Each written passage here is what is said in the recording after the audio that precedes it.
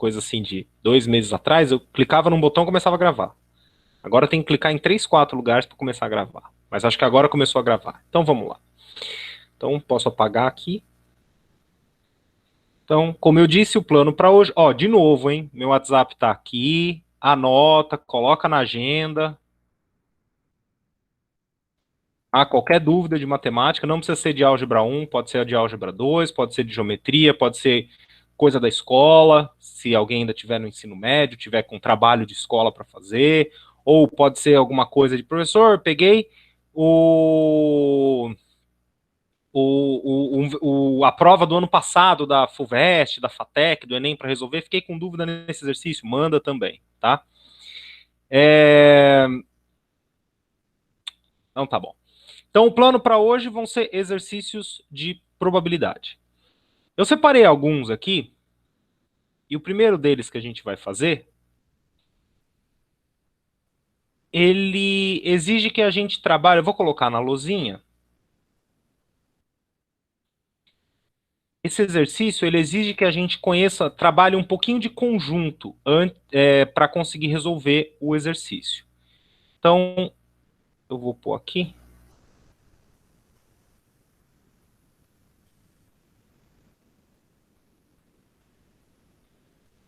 Tá conseguindo? O pessoal tá conseguindo ver ou tá pequeno? Precisa que aumente um pouco mais.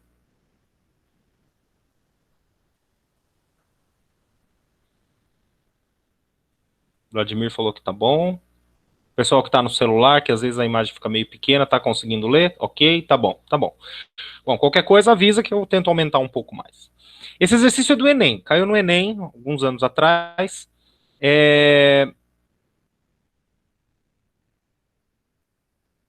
O Adriano levantou a mão, quer perguntar alguma coisa, Adriano? Nem comecei a ler o exercício. Ah, beleza, então. Tá bom, não, de boa. Então vamos lá. Esse exercício caiu no Enem alguns anos atrás, vamos ver o que ele fala. Então, numa escola tem 1.200 alunos e foi realizada uma pesquisa sobre o conhecimento desses em duas línguas estrangeiras, inglês e espanhol. Ah, então peraí. Então tem alunos que devem falar inglês, devem alunos que falam espanhol, obviamente todo mundo fala português. E será que pode ser que tem aluno que fala inglês e espanhol ao mesmo tempo? Não sei. Bom, vamos ver aqui. Nessa pesquisa constatou-se que 600 alunos falam inglês, 500 falam espanhol e 300 não falam qualquer um desses idiomas. Tá bom. Então, se eu tenho 600 que falam inglês e 500 que falam espanhol, pode ser que tenha aluno que fale inglês e espanhol ao mesmo tempo. Pode ser que não, né? Bom, é. Como 600 que falam... peraí. Pode ser, né? Pode ser que tem aluno que fale inglês e espanhol ao mesmo tempo, pode ser que não. Agora, se eu tenho 300 que não falam qualquer um desses idiomas, então em inglês e em espanhol sobram só 900.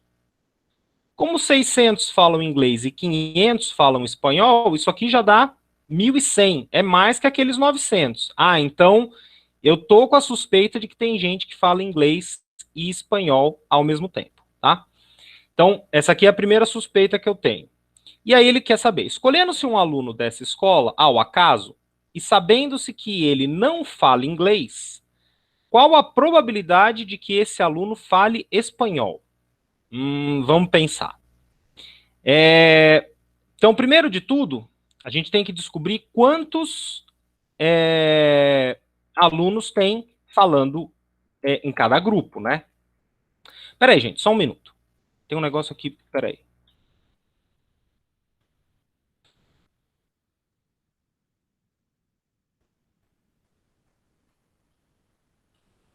Tá.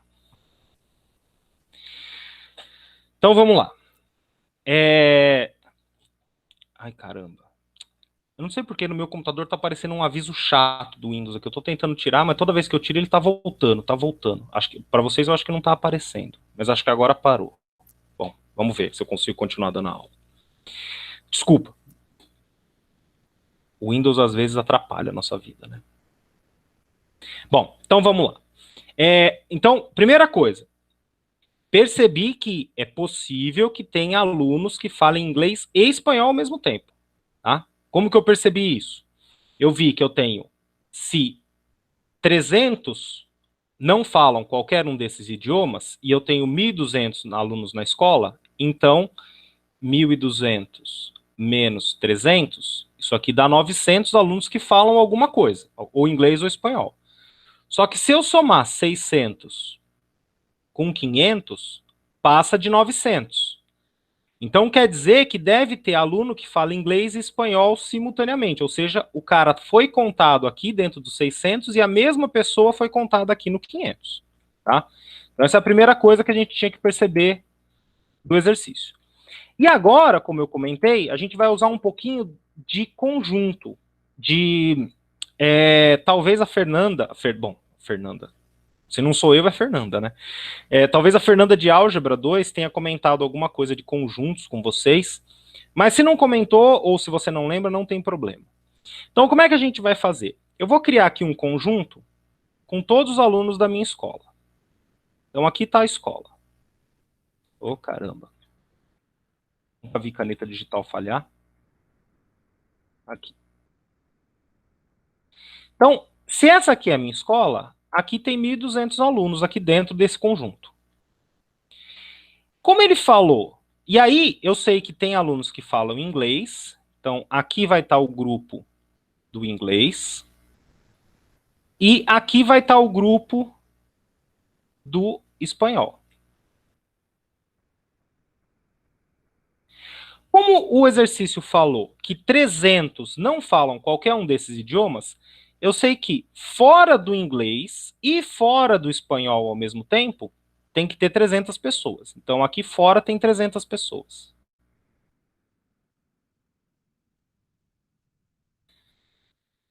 Então, juntando inglês com espanhol, tem que dar o, o 1.200 menos 300, tá? Porque tudo tem que ser 1.200 e fora do vermelho, fora do verde, tem que ter 300 pessoas. Agora, quantas pessoas... Já percebi que tem gente que fala inglês e espanhol ao mesmo tempo. Onde que estão essas pessoas? Bom, se ela fala inglês, ela tem que estar dentro da bola vermelha. Se ela fala espanhol, ela tem que estar dentro da bola verde. Bom, para falar inglês e espanhol ao mesmo tempo, ela tem que estar dentro da bola vermelha e da verde ao mesmo tempo. É só aqui que serve. Só essa região está dentro das duas bolas ao mesmo tempo. Então aqui eu vou chamar de X os alunos que falam inglês e espanhol. Como eu tenho 600 que falam inglês, do lado de fora, aqui nessa meia-lua da bola vermelha, do lado de fora, tem que ter os 600 menos o X que está nessa região de dentro aqui. É claro o que eu estou falando? Acho que não. Deixa eu vir aqui.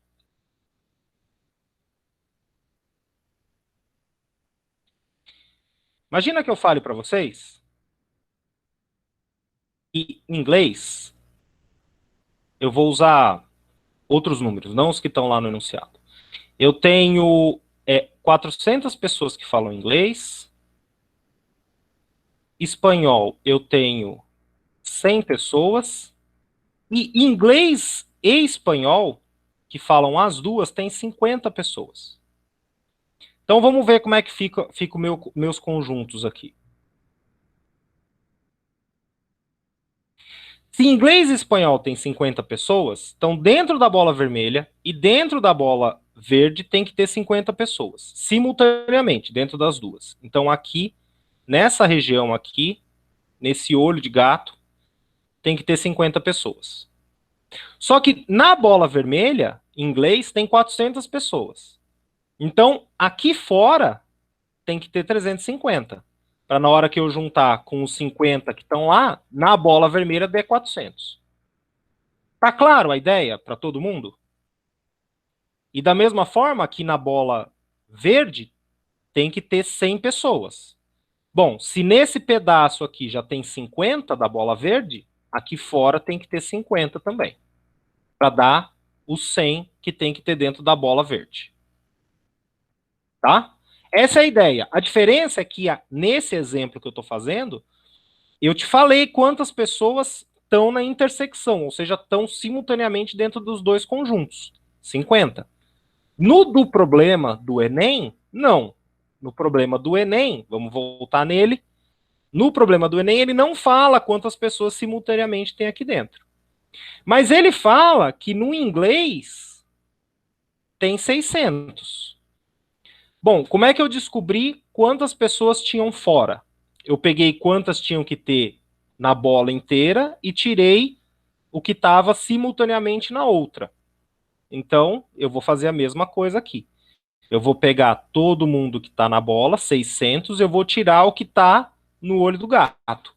Então, do lado de fora, ficou 600 menos X pessoas. Tá? Peguei tudo, 600, tem que ter na bola vermelha, e tirei o que está no meinho aqui, no miolo. Então, 600 menos o que está no miolo é 600 menos X. Agora eu vou fazer a mesma coisa para o espanhol. No espanhol, o exercício falou que tem 500 pessoas. Bom, mas se aqui no meinho, no miolo, no olho do gato, já tem X pessoas, do lado de fora tem que ter 500 menos X. E quantas pessoas tem aqui nessa região aqui, juntando o X? Vamos ver, vamos descobrir. A Laura perguntou se o X vale 200. Vamos descobrir. Eu não sei também. Então, agora, mas aqui, quantas pessoas tem nesse 8 amarelo que eu estou pintando aqui? Um jeito de descobrir quantas pessoas tem nesse 8 amarelo é você contar quantas pessoas tem em cada pedacinho. Aqui tem 600 menos X. Aqui tem X. E aqui tem 500 menos X. Então, isso aqui conta o quê? Quantas pessoas tem na bola amarela.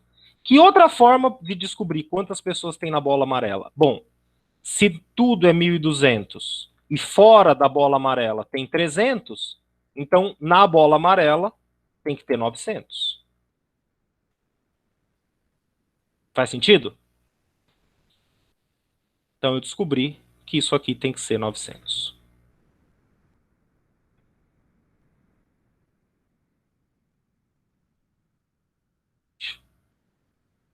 Sumiu tudo aqui o negócio.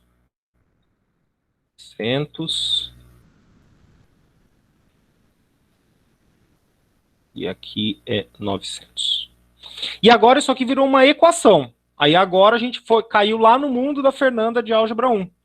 Como que a gente resolve uma inequação? Primeira coisa que a gente pode usar para facilitar a nossa vida é perceber que se eu estou somando x e subtraindo x, um anula o outro. Aí aqui à esquerda eu tenho 600 com 500, dá 1.100. Então, 1.100 menos x dá 900. Daqui você pode correr para dois lados. Vou escrever de novo. Você pode ler essa frase aqui em português. O que está escrito aqui em português? 1.000 menos quanto dá 900? Bom, perdão. 1.100 menos quanto dá 900? Bom, 1.100 eu tenho que tirar quanto para dar 900? Eu tenho que tirar 200. Então eu acabei de descobrir que o x é 200. Como a Laura tinha falado no chat.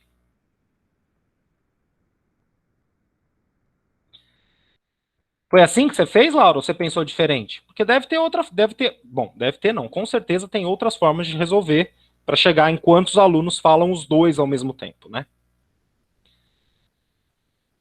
Bom, agora você pode falar assim: ah, professor, mas eu não tenho essa sacada, eu não ia conseguir perceber que eu tenho que tirar 200 de 1.100 para chegar no 900. Não tem problema.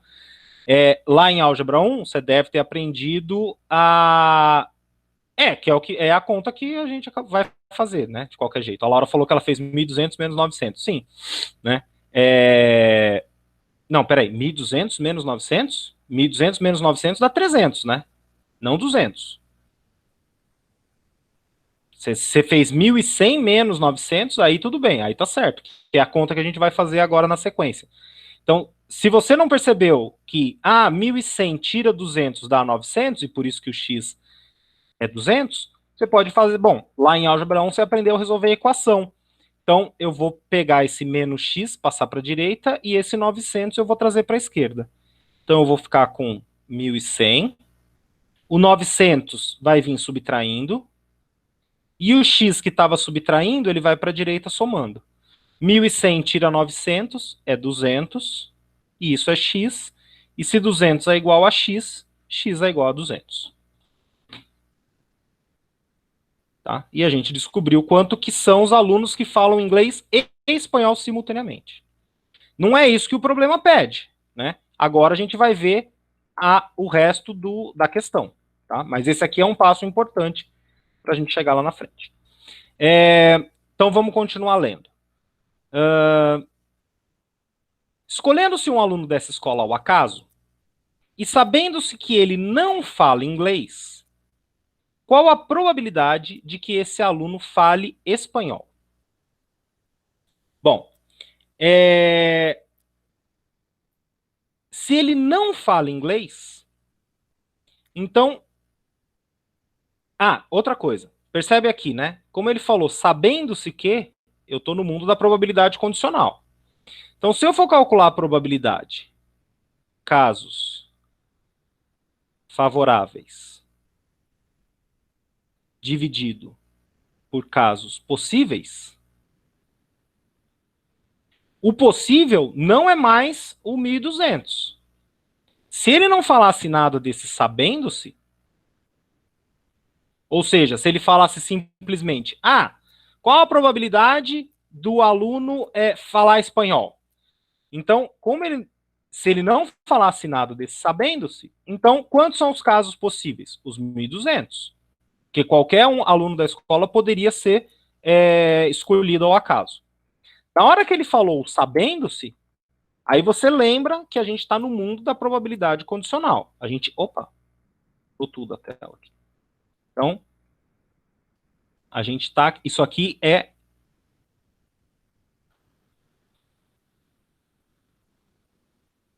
indicativo que a gente está na probabilidade condicional. Então, mas o que é essa tal probabilidade condicional? A gente já viu nas aulas anteriores, mas se você não lembra, não tem problema. Condicional. Pronto. Aqui. Só para você ficar atento que o número de resultados possíveis vai estar restrito. Vai estar restrito quando? Como? Na condição que o exercício está te falando. Então, se ele falou que esse aluno não fala inglês, então quantos são os casos possíveis? Bom, ninguém que fala inglês é possível. Quantas pessoas falam inglês? 600. Quantas pessoas tem na escola? 1.200.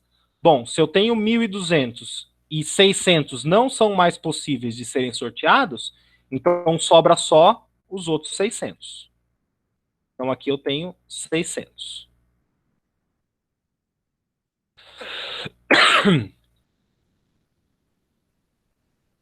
Tá clara essa parte?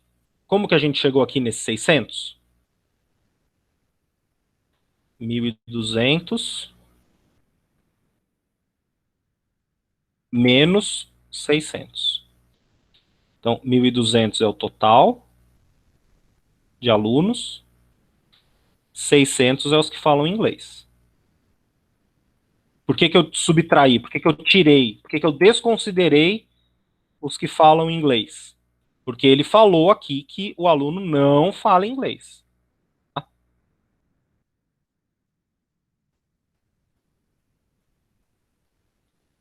E agora, o que eu tenho que colocar aqui no numerador? Os casos favoráveis. Quem são os casos favoráveis? O que ele quer que eu calcule a probabilidade. Ele quer que eu calcule a probabilidade do aluno falar espanhol. Então eu vou vir aqui e vou colocar 500. Porque eu tenho 500 alunos na escola que falam espanhol. Não, não é. Por que que não é? Porque desses 500, alguns falam inglês também. A gente acabou de ver. Quantos são?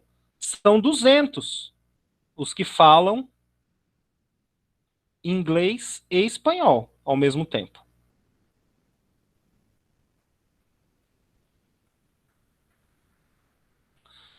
Nossa, tá bem ruim isso aqui, hein? Caneta. espanhol.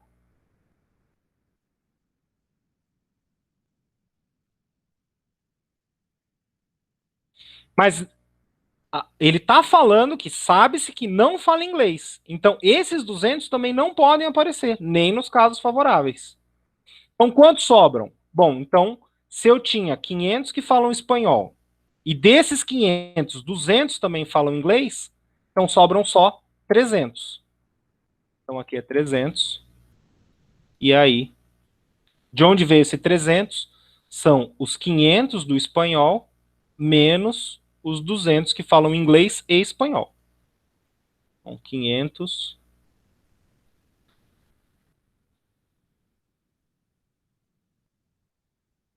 do espanhol, e esse 200 é inglês e espanhol. Tá? E aí acabou o problema, né? Probabilidade é 300 em 600. Eu vou colocar aqui embaixo para a gente fazer a conta. 0 vai embora com 0. 3 dividido por 6. Isso aqui dá meio, né? É só dividir em cima e embaixo por 3, né? Simplifica. Bom, deixa eu colocar uma passagem a mais. 3 dividido por 6. Divide em cima e embaixo por 3 para simplificar. Isso aqui vai dar 1 sobre 2, que é a alternativa A. Tá? Beleza? É um exercício difícil? Esse exercício é bem difícil. Tá? Mas assim, de pouquinho em pouquinho, você chega lá. Então, primeira coisa, lendo o exercício, se isso aqui fosse no dia do vestibular de verdade, lendo o exercício, primeira coisa que você tinha que perceber é que poderia ser que tivesse alunos que falam inglês e espanhol ao mesmo tempo, apesar do exercício não ter falado nada. Como poderia ter, então vamos atrás. Aí a gente usou o que a gente aprendeu de conjunto para descobrir quantos falam inglês e espanhol ao mesmo tempo. Então essa foi a primeira parte. Primeiro, um problema dentro do problema, né? Então um problema foi descobrir isso aqui. Aí uma vez que a gente descobriu, a gente foi calcular a probabilidade. E aqui tinha outra dificuldade que a gente tinha que vencer, que é fazer o cálculo da probabilidade condicional. Tá? Não pode esquecer, toda vez que aparecem as palavras sabendo-se que, condicionado a, dado que, você vai estar no mundo da probabilidade condicional. Ele está mudando o seu espaço amostral, ele está mudando os resultados possíveis. E quando ele muda os resultados possíveis, tem que lembrar que tanto aqui embaixo você vai ter que restringir, não é mais os 1.200, 600 no caso, só que no casos favoráveis também você vai ter que restringir, tá? Então não era mais o 500, passou a ser o 300, tá bom? Esse aqui é um exercício que eu acho que eu recomendo que depois você pegue ele de novo. Isso aqui eu vou colocar a lousinha lá no sala de aula, o print da lousinha. Então, depois você pega esse mesmo exercício, tente resolver sem olhar a minha resolução, para ver se você entendeu todos os passos. É um exercício difícil, bem completo. Tá? Tudo bem? Podemos ir para o próximo? Hoje eu acho que a gente só vai fazer 2 exercícios, porque os 2 exercícios que eu escolhi não são tão triviais assim, não são exercícios diretos para resolver que nem os que a gente estava fazendo nas aulas anteriores, tá?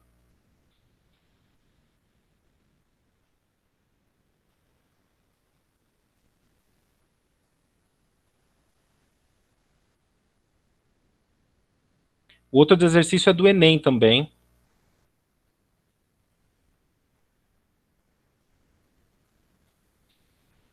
E já vou adiantando que não é um exercício fácil.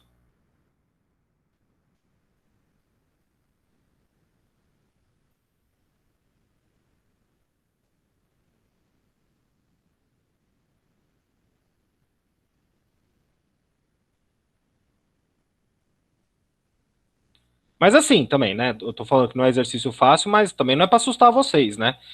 Não é fácil, mas não é impossível. Eu acho que eu já comentei em aulas anteriores qual que é a grande vantagem de você treinar para o vestibular fazendo exercícios dos vestibulares passados. É você pegar um repertório de exercícios. O professor de matemática é o ser menos criativo do mundo. Tanto que se a gente fosse um pouquinho mais criativo, a gente seria outra coisa, não professor de matemática. Então, é muito difícil um vestibular trazer exercício 100% inédito, que nunca apareceu nada nem parecido antes, né? Então, bem provável que os vestibulares que vocês vão fazer no final do ano, vocês vão pegar exercícios parecidos com exercícios que vocês já resolveram, ou exercícios parecidos com que já caíram anos anteriores nos vestibulares. Então, por isso que vale muito a pena a gente pegar provas antigas e treinar resolvendo exercícios das provas antigas. Por quê? Porque quando chegar lá em novembro, dezembro, que você vai fazer os seus vestibulares, você vai pegar um exercício que você nunca viu, é inédito. Todo exercício de vestibular é inédito.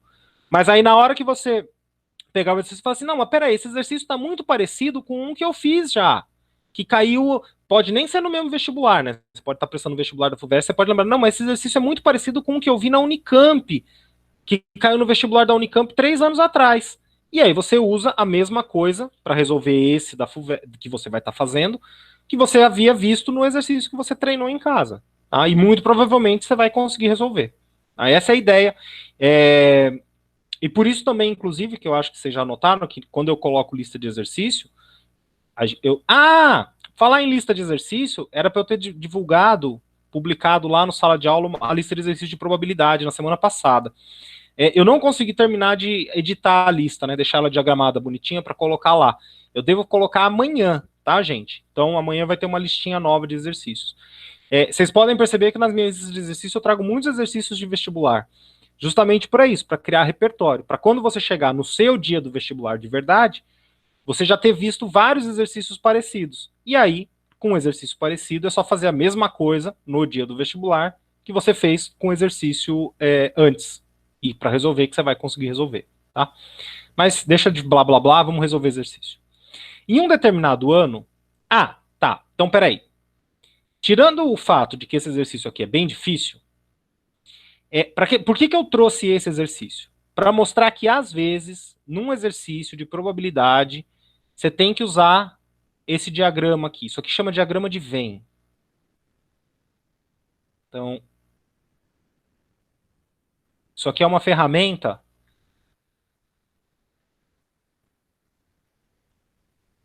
bem útil, tá? Não só para probabilidade. Então, vale a pena você treinar um pouquinho, pegar alguns exercícios sobre conjuntos, e aí, em exercícios sobre conjuntos, vai ter esse tal diagrama de Venn. Ou tem gente que já fala de Venn-Euler, né? Venn era um matemático, Euler foi outro. Então, por que eu trouxe esse exercício? Para mostrar que às vezes a gente tem que usar um diagrama de Venn para resolver um exercício de probabilidade. Por que eu escolhi esse exercício aqui de baixo para a gente fazer? Por causa de um truque que às vezes aparece em exercícios de probabilidade. Tá? Então, eu vou fazer o exercício e aí vou mostrar o truque para vocês. Em um determinado ano, os computadores da Receita Federal de um país identificaram como inconsistentes 20% das declarações de imposto de renda que lhe foram encaminhadas. Uma declaração é classificada como inconsistente quando apresenta algum tipo de erro ou conflito nas informações prestadas. Essas declarações, consideradas inconsistentes, foram analisadas pelos auditores, que constataram que 25% delas eram fraudulentas. Constatou-se ainda que, dentre as declarações que não apresentaram inconsistências, 6,25 eram fraudulentas. Bom, então tem muita informação até aqui, eu vou resumir aqui embaixo, e isso aqui eu recomendo que você faça na sua prova também. Pegou um enunciado grandão com muita informação, vamos resumir. Então, os computadores da Receita Federal de um país identificaram como inconsistentes 20% das declarações do imposto. Então, do total das declarações, 20%, o exercício está falando que é inconsistente. E os outros 80%? Bom, os outros 80% não são inconsistentes. Agora ele falou, essas declarações consideradas inconsistentes foram analisadas pelos auditores que constataram que 25 delas quem? Das inconsistentes, eram fraudulentas. Então, das inconsistentes, 25% fraudulenta.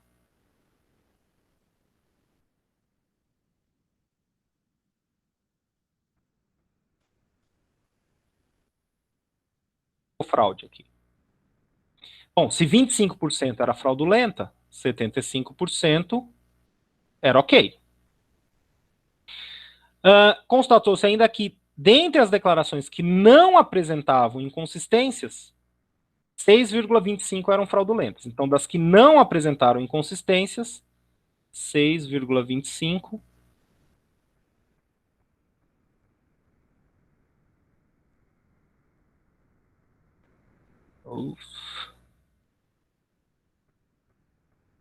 fraude. E aí o resto tem que ser ok. Então vai dar 93,75. Tá? Então esse primeiro parágrafo me contou isso aqui do exercício.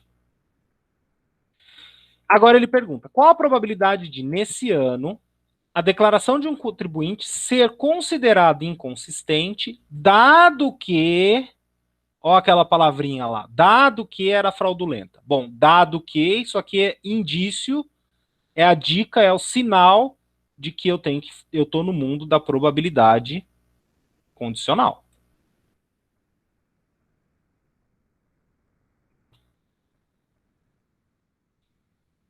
Então eu sei que na hora que eu for calcular a probabilidade, eu tenho que restringir tanto o meu espaço amostral quanto os casos favoráveis. Tá? Bom, e agora, o que eu faço para resolver o problema? Uma estratégia boa, e por isso que eu trouxe esse exercício, não por causa da probabilidade condicional, mas por causa dessa estratégia que pode ser usada para resolver problemas, principalmente de probabilidade, mas outros também, mas normalmente é de probabilidade que a gente usa. Você faz o quê? Você chuta que teve um total de declarações.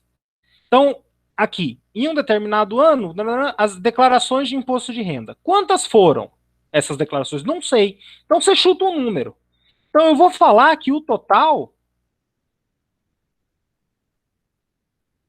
foram 1.000 declarações.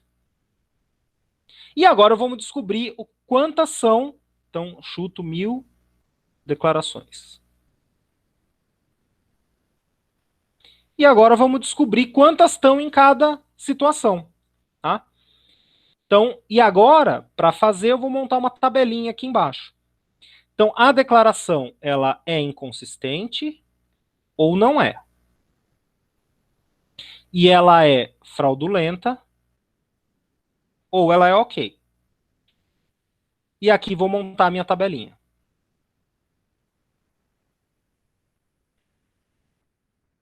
Ô, caramba. Mais fácil fazer assim, né? Ctrl C, Ctrl V. Ctrl V. E aqui.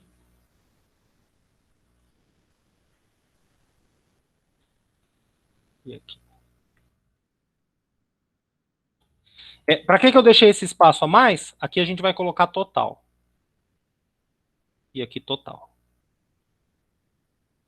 Então vamos lá. Bom, se eu tinha 1.000 declarações que eu chutei e 20% eram inconsistentes, quantas eram inconsistentes? Bom, eu tenho que calcular quanto que é 20% de 1.000.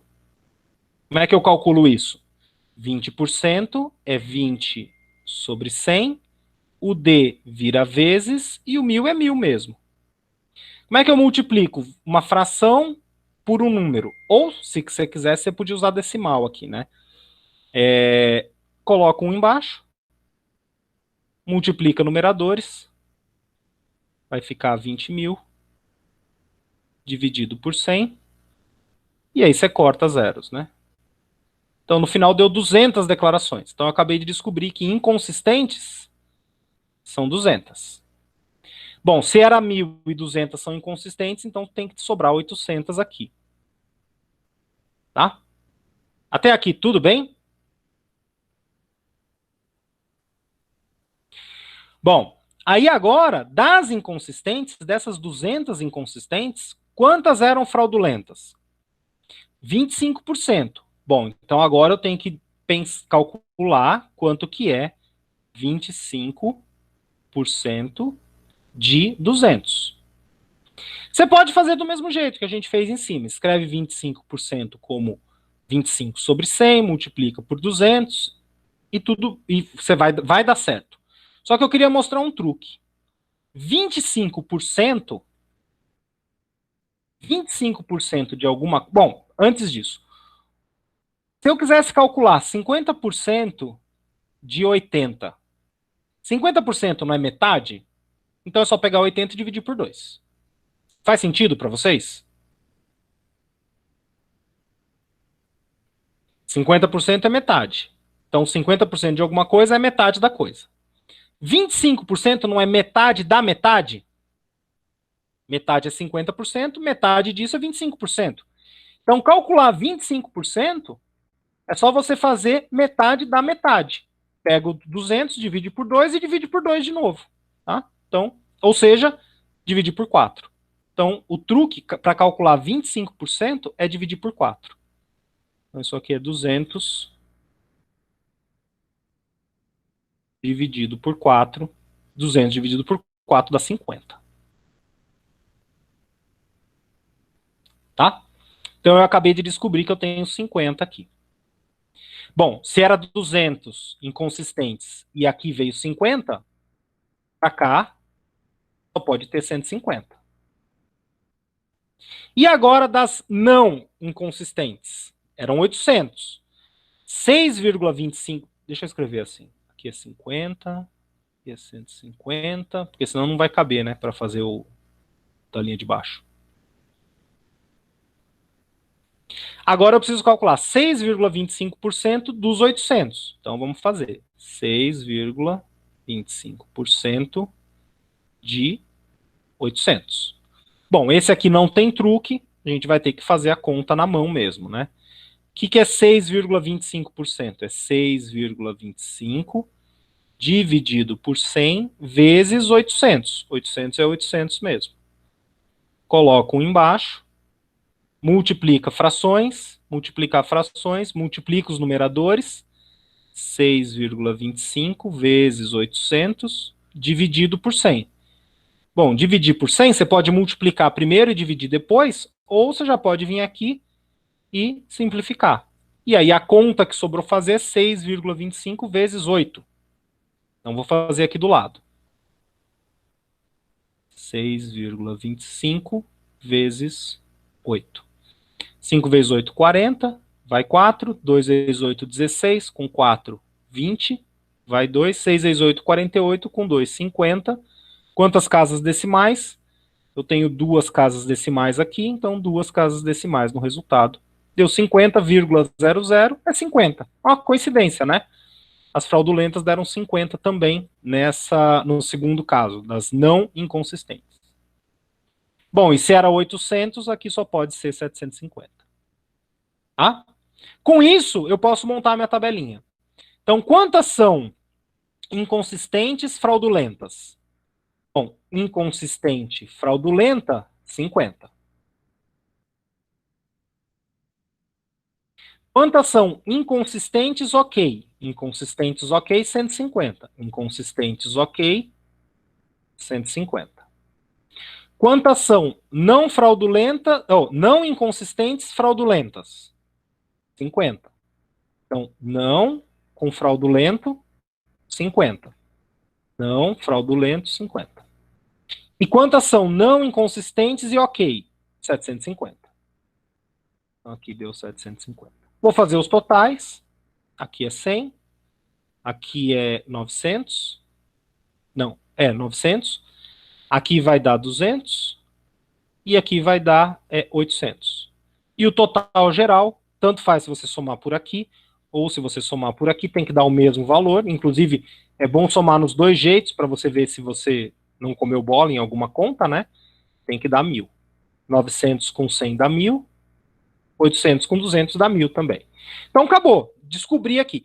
Mas, professor, eu não sei se são 1.000 declarações. Não tem problema. O problema, assim, você chega na resposta do mesmo jeito. E agora vamos no que ele quer saber. Qual a probabilidade de, nesse ano, a declaração de um contribuinte ser considerada inconsistente, dado que era fraudulenta? Bom, se eu estou na probabilidade condicional e é dado que a declaração era fraudulenta, então a única coisa que existe para mim agora é isso aqui. Dado que a declaração era fraudulenta, então só existe isso aqui, que são as declarações fraudulentas. E o resto? O resto não existe mais. Então isso aqui se apaga da mente, apaga da mente. E agora a probabilidade é o quê? O que eu quero? Casos favoráveis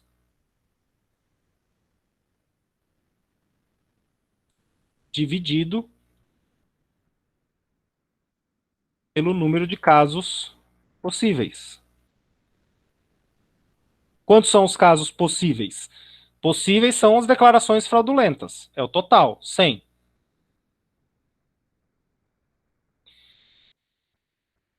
Quantos são os favoráveis? Aí é o que ele quer que você calcule. O que ele está pedindo para você calcular? Ele quer ser inconsistente. Ó. Ele quer que declaradas, ele quer que você.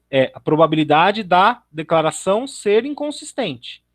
Então, isso é o que ele quer que você calcule. Então, cadê o inconsistente aqui? Inconsistente é 50. 50 em 100, divide em cima e embaixo por 50, né? Ou corta 0 com 0 e depois divide por 5. Isso aqui vai dar 5 sobre 10, que é 1 sobre 2. Só que aí eu tô vendo que minhas alternativas estão em decimal. Ah, bom, então não precisava nem ter feito 1 sobre 2, né? 5 sobre 10 é 0,5, né?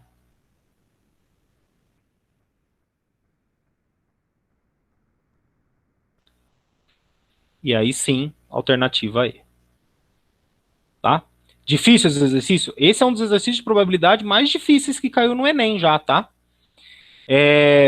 Principalmente porque ele pede o invertido, né? Percebe que ele dá a probabilidade. O que é esse 25% aqui?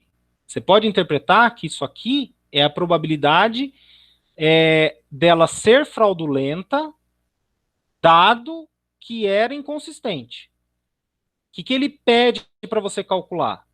Que é a probabilidade dela ser inconsistente, dado que era fraudulenta. Então ele está pedindo para você inverter a condicional. Esses são uns tipos de exercícios mais difíceis de probabilidade para você resolver. Tá? Você vai ver, se você for procurar videoaula na internet, você vai ver professores ensinando uma coisa chamada teorema de Bayes. Para que serve esse teorema de Bayes? Para você inverter a probabilidade condicional. Mas não precisa conhecer esse teorema para resolver esses exercícios. Você pode usar esse truque de chutar uma certa quantidade, calcular todas as situações e aí calcular como se fosse uma probabilidade condicional normal, tá? Mas citei o nome porque eventualmente vocês estão assistindo videoaula no YouTube e tudo mais, pode ser que em algum canal o cara comente sobre esse tal teorema de Bayes e serve para isso. O Rafael comentou que o Bayes estudou para nada. Bom, para o vestibular a gente tem como se virar de outro jeito, né? Tem problemas de probabilidade dentro da estatística que são bem mais complicados, e aí você chutar uma certa quantidade e sair calculando um monte de casos daria muito trabalho. Percebe que esse daqui já não foi fácil, né? Já deu bastante trabalho mesmo assim, né?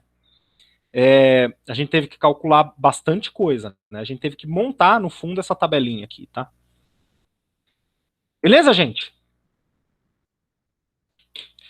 Mas, de novo, deixa eu só reforçar, para ninguém ficar assustado, desesperado, querendo arrancar os cabelos.